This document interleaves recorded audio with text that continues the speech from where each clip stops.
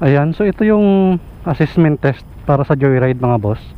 So kailangan maipasa mo to dito, maipasa natin. So kailangan din hindi tayo dito maligaw. Ayan. So manonood muna tayo dito sa mga nauna na magte-test para masundan natin yung kung paanong ikot ang gagawin. Ayan.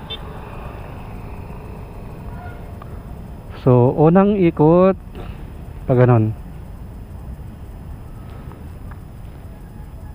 Ayan, tapos pangalawa dito sa may rampa ay sa mga humps.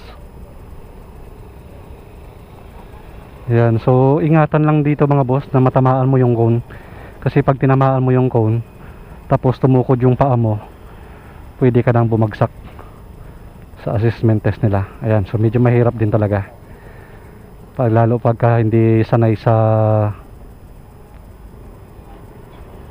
scooter. Yan yung mga dadaanan mo.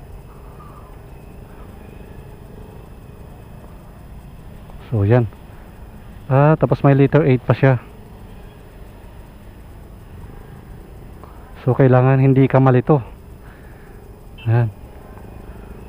Wow, galing. Ayun. So dalawang ikot sa liter 8. Sa number 8 niyang ganyan na cone.